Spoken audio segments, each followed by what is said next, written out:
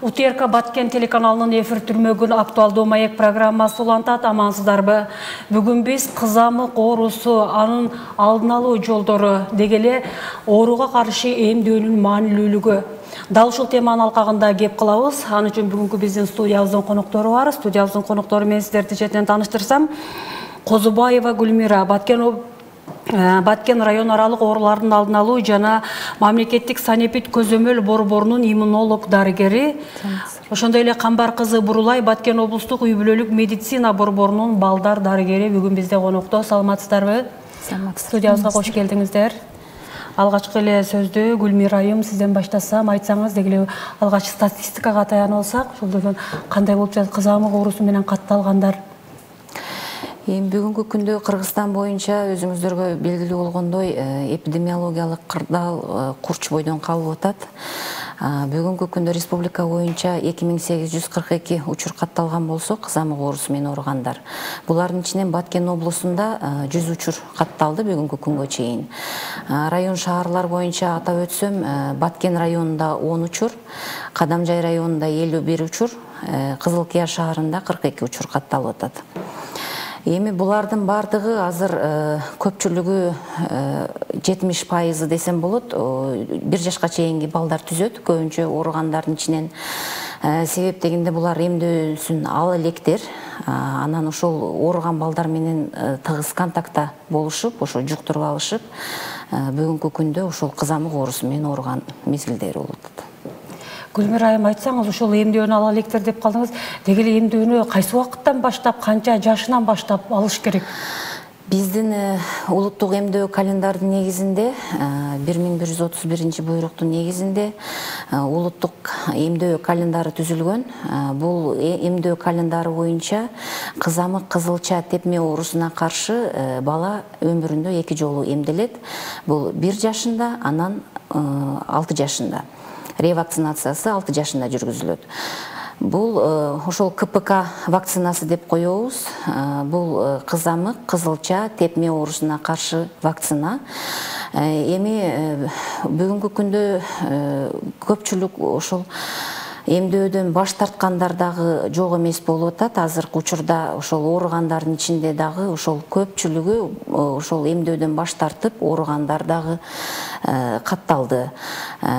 Эми айтып өтсөм, азыр мына Баткен районунда бизде 10 учур катталган болсо, бул 10 учурдун бирөөсү гана эмдөө алган, 3-өө эмдөө жетелек, эмдөөгө жашы жетелек балдар, ал эми калганы бүт барды ошол эмдөөдөн баш тарткандар болуп атат. Ошол эмдөөдөн баш тарткандарга эмне себеп болууда? Жана сиздер тараптан түшүндүрүштөр жүрүп жатабы? Биз тараптан тынымсыз эле ошол эмдөөгө үгүттүү иштери жүргүзүлүп атат. Ошондой эле жергиликтүү үй бүлөлүк дарыгерлер борбору тарабынан, ФАПтар тарабынан эл арасында ошол тынымсыз эле түшүндүрүү иштери жүргүзүлүп атат. Ошондой эле биз тараптан жакын эле арада жума намаздарда түшүндүрүү иштери айтылды. Эл арасында дагы болуп атат ушундай, бирок ошого карабастан дагы бүгүнкү күндө эмдөөдөн баш тарткандар күндөн күнгө көбөйүп атат.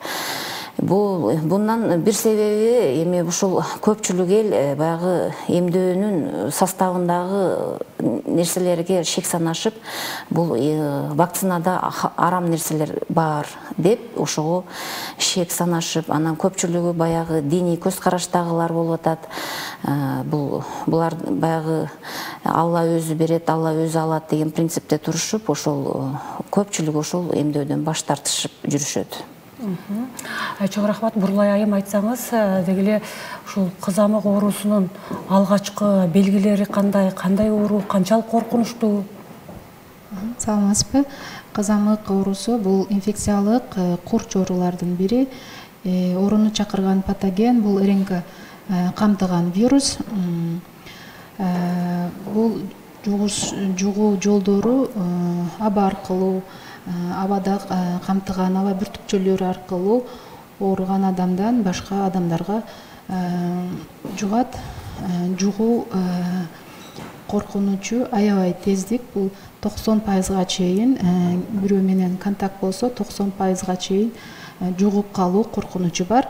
Алгачкы симптомдору ошо оору менен контакт болгон күндөн 4 күндөн 18 күнгө чейин пайда болушу мүмкүн. Булар башында жөтөлүп, көзү кызарып, мурдагып, көз жашы агып, обычный биз ОРВИ дейбиз го, ошолордун эле симптомдорго окшош болсо, кийинки күндөрү денесиндеги кызыл темгил, папулезный дейбиз, денеден бир аз көтөрүлүп, кызарган темгилдердин пайда болуусу менен коштолот.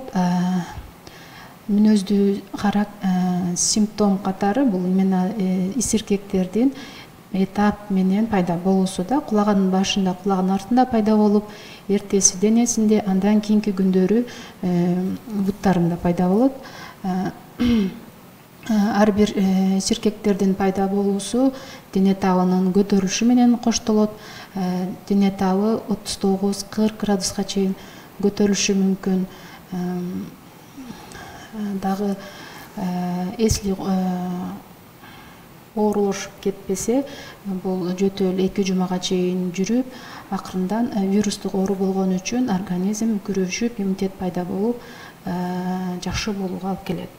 Кээ бир учурда айрыкча 1 жашка чейинки балдар арасында татаалдашып кеткен учурлары, булар пневмония, отит, кээ бир учурда энцефалит ооруларын алып келип, чарчап калган учурлар дагы кездешет.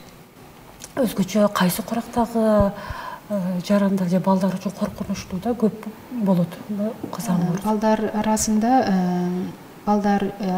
1 жашка чейинки балдар үчүн кооптуу. 1 жашка чейинки балдар үчүн кооптуулугу бул организмдин иммунитети да биринчиден, экинчиден бул жогоруда айтып кеткендей 1 жашта вакцина алынат да. 1 жашка чейинки учурда бул эсли апасы ооруган болсо да, же болбосо вакцина алган болсо, ошол апасынан өткөн антитела гана сактай алат. Если ал антителанын өлчөмү аз болсо, 1 жашка чейин дагы жугузуп алуу ыктымалдуулугу жогору болот. Демек, ар бир жаран эмдөөдөн өтүп, аялдардагы ошол эмдөөдөн өтүү менен өзүнүн ымыркайынын дени сак болушуна бир өзгөчө бир салым кошулат. Албетте, 2 жолу алды го, 1 жашта алды, 6 жашында алып, ошол ревакцинация болгондо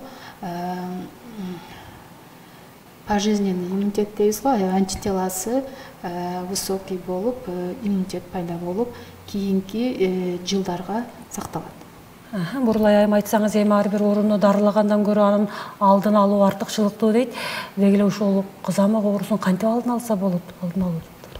Алдын алуу жолдору жогоруда айтып кеткендей, бул вакцинация. Вакцинация 1986 жылдан бери башталса, ошол жылдан бери эффектүүлүгүн көрсөттү.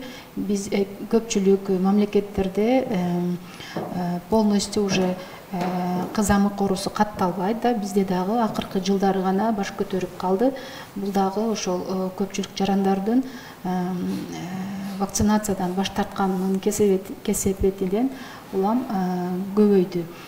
Экинчиси бул оору болгон, оорулук катталган учурда биз аны карантиндейбиз, өзүнчө бөлүп, башка балдар менен, башка адамдар менен башкаларга жугузбай ошол жерде калтыруу да. Мисалы, балдар бакчага барбаш керек да, мектепке барбаш керек, үйдө жеңил учурларын үйүндө карап, оорулуу учурларда биз больницада өзүнчө бокста каралат андай оорулар. Анан ошо биз ковид мезгилинде особенно жакшы билип калдык. Биз элдер көп жерлерде маска тагышыбыз керек, анан колубузду самдап жуушубуз керек, анан расстояние, аралык сактоо, булардын баары биздин кызамык оорусунун дагы алдын алат. Демек, ошол эрежелерди кызамык оорусунун алдын алуу үчүн дагы пайдалансак болот. Эми көбүнчө ата-энелер үйдө билбестен карап отура беришип, врачтарга кайрылбай өтүшүп жиберген учурлар да кездешет да. Буларга эмне деп айтат элеңиз? Албетте, ата-эне ар дайым баланын жанында болгон үчүн, ар бир баланын ден соолугундагы өзгөрүүлөр пайда болгондо азыр кызамык жөнүндө информация берип жатабыз. если температурасы өтө көтөрүлүп 39-40 болуп жатса, ошол эле учурда денесинде исиркектер пайда болсо, дароо эле үй бүлөлүк дарыгерлерге же балдар дарыгерлерине кайрылыш керек. Врач аныктайт, бул кызамыкпы, кызылчабы же башка инфекциялык ооруларбы, анан аныкталат. Ошого жараша дарылоо жүргүзүлөт. Өз алдынча дарылаганга аракеттенбей эле биринчи көрсөтүп, анан кийин чечип алган жакшы. Чоң рахмат. Гүлмира айым, айтсаңыз, учурда ушул облус аймагында эмдөө иштери кандай жүрүп жатат? Анан жетиштүү элеби? Бүгүнкү күндө эми 9 айлык отчетко таянсак, ушул 90 жылдын аягы чейин биз 96%дан кем болбошубуз керек негизи. Ана мына 10 айлык, 9 айлык отчетторго таянып, бүгүнкү күндө 76%га жетип калдык биз эмдөө иштерин. Ошондон тышкары эле бизде мына ноябрь айларында 2023 жылдын ноябрь айынан баштап, 12 ноябрдан баштап кызамык, кызылча тепме оорусуна каршы эмдөөлөр жүргүзүлдү. Бул баягы калып кеткен, убагында албай калган эмдөөлөрдү ошол мобилдик клиникалар аркылуу, ошондой эле баягы жерлердеги үй бүлөлүк дарыгерлердин, медицина кызматкерлери тарабы аркылуу ошол бүт немелерде эмдөөлөр жүргүзүлүп атат азыр ошо толуктоо максатында. Эми убагында албай калган балдар ошо толукталып эмдөөсүн азыр алышып атат. Анан эми бул көпчүлүк учурда бизде азыр мен айтып өткөндөй эмдөөдөн баш тарткандар азыр көбөйүп атат. Ошондуктан мен ошол телекөрүүчүлөргө кайрылып кетет элем азыр. Ошол убакыттан пайдаланып, убагында ошол балдарыңыздарды эмдөөдөн өткөрсөңүздөр, ошол кызамык оорусуну, анан мындан бөлөк дагы ооруларды биз ошол өз убагында алдын алат элек. Бурлай айтсаңыз, ушу дарылоо жолдоруна токтолуп кетсеңиз. Кызамык оорусу бул вирус чакырган оору катары дарылоо симптомдорго жараша жүргүзүлөт. Дене табы көтөрүлсө, дене табын түшүрүүчү дарылары, мисалы балдарда парацетамол, ибупрофен, жөтөлү күчөп жатса, аны биз дагы текшерүүдөн өткөрүп, бул жөн эле жөтөл оорудук элеби же дагы башка осложнениялары барбы, ошого жараша лечение жүргүзүлөт. Үйдө анан суюктукту көбүрөөк ичириш керек. Вирус орточо 2 жума 1 айга чейин организмде болуп, андан организм тазаланып кетип, бирок бул кызамык оорусунун дагы бир жаман симптомдору бул анорексия дейбиз.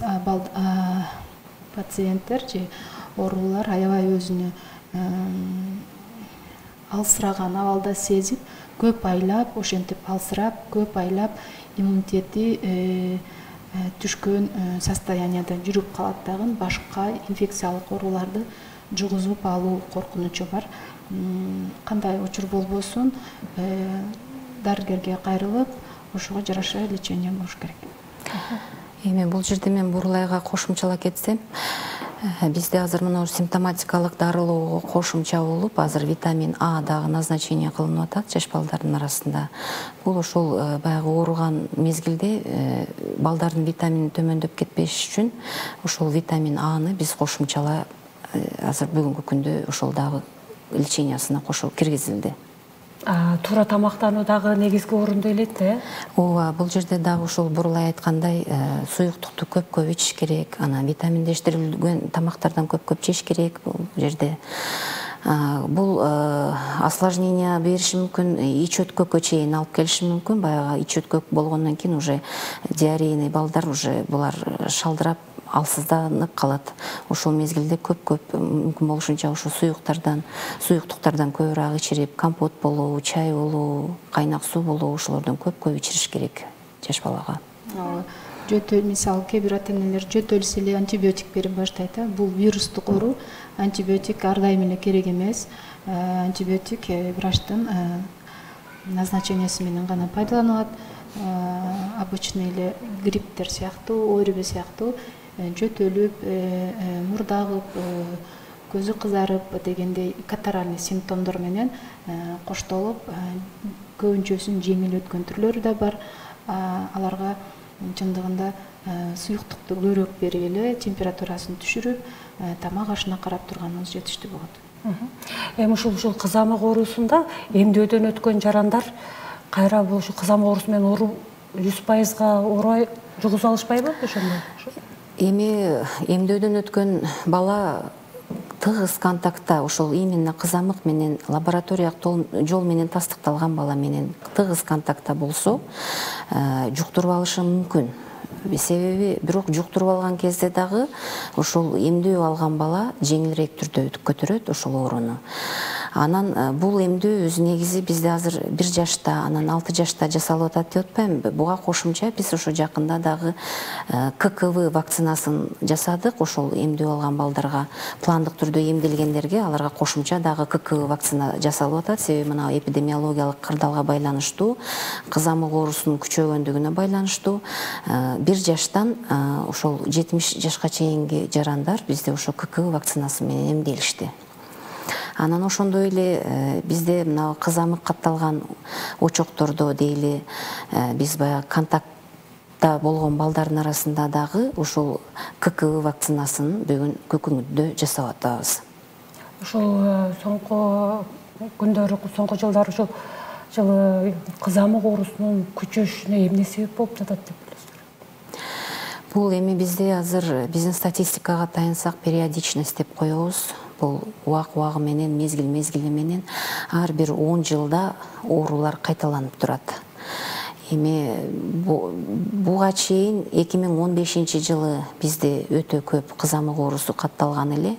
Азыр эми мына 2023 жылдын январь айынан баштап республика боюнча көбөйүп баштады кызамык оорусу.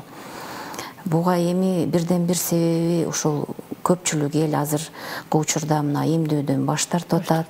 Ошол эмдөөсүн өз убагында алса, мисалга ушундай оорулар бизде азаят эле. Буга чейин дагы мына шал оорусун дагы айтсам, шал оорусуна каршы эмдөө киргизиле элек мезгилде ошол шал оорусу менен көптөгөн балдар каза болгон. Ошол шал оорусу бара-бара ошол инвалидность калып келет, баягы путу шал болуп, колу шал болуп, аксап калышы мүмкүн бала. Ошондуктан ошондой алдын алуу эмдөөлөрдү өз убагында алсак, биз ошого окшогон ооруларды жеңип алат элек. Ошол жерде дагы бир кошумчалап кетейин дедим эле. Бул биздеги ички жана тышкы миграциядагы таасирин тийгизди. Биз жакын деле мисалы Турцияда чыгыптыр, Россияда чыгыптыр десек, андан 2-3 жум өтпөй эле бизде пайда болуп калды. Биз Бишкекте эле выявление болду деп жаттык. Андан кийин эле бизде пайда болуп калды. Бул дагы биздеги миграциянын кесепетинен бат эле тарап кетти. Эми ушул оорунун алдын алуу үчүн сөзсүз бул эмдөөдөн өтүү маанилүү. Ошол учурда эмдөөдөн баш тарткандар өзүнүн эле баласы эмес, башкалардын дагы ден соолугун үчүн кичине жоопкерчилик болуп койсо, жыйынтыктуу болмок. Эми айтсаңыздар, бизге бөлүнгөн убакыт дагы соңуна келип атат. Ошондуктан телекөрүүчүлөргө ушул көрсөтүүнүн соңунда кайрылуулар болсо дагы, ой пикирлер болсо айта алсаңыздар болот. Эми ушул көп сөздөр айтылды буга чейин. Баягы айтат эмес беле, ооруну дарылагандан көрө ошол аны алдын алуу оңоюраак деп. Ошондуктан мен бүт бардыгын ошол эмдөөнү өз убагында алууга чакырат элем. Өмүрүндө болгону бала ошол кызамык кызылчага каршы 2 жолу гана эмделет. Ошол 2 жолу эмдөөсүн калтырбай өз убагында алсаңыздар жакшы болот эле. Ошол балдарыбыздын келечеги үчүн, балдарыбыздын ден соолугу үчүн жакшы тыянакка келет элек. Бул жерде ошол оорудун биринчи симптомдору пайда болгондо канчалык эрте кайрылса, ошончолук эртерээк, жеңилирээк өтүү мүмкүнчүлүгү бар. Анан болушунча үйдө болуңуздар, той топурду жыйыштырып, конок күтпөй үйдө, ошол үй бүлөгө жуккан болсо, ошол очакта калган жакшы. Өзүңүз сиз айткандай болушунча өзүбүз деле эмес башкаларды дагы ойлоп, мүмкүнчүлүк болсо телефондон чалыш керек, ооруп жатабыз барайлы дегенде үй бүлөлүк дарыгерлер, медайымдар менен байланышып, анан келсе бизге приемго. Чоң рахмат, сіздерге ыраазычылык билдирели, убактыңыздарды бөлүп, студиябызга келип, ушул маек берип, өзүңүздөрдүн бир пайдалуу маалыматтары менен бөлүшкөнүңүздөр үчүн сіздерге ыраазычылык билдиребиз. Рахмат. Кадырман телекөрүүчү, ушуну менен бизге бөлүнгөн убакыттагы соңуна келип жетти. Сиздер УТРК Баткен телеканалында актуалдуу маек программасын көрдүңүздөр. Ал эми биз бүгүн кызамык эмдөөнүн маанилүүлүгү теманын алкагында кеп кылдык. Студиябыздын коноктору Камбар кызы Бурулай, балдар дарыгери, Козубаева Гүлмира, иммунолог дарыгери бүгүн бизде конокто болду. Ден соолукта болуңуздар. Келерки берүүдөн амандашканча саламатта калыңыздар.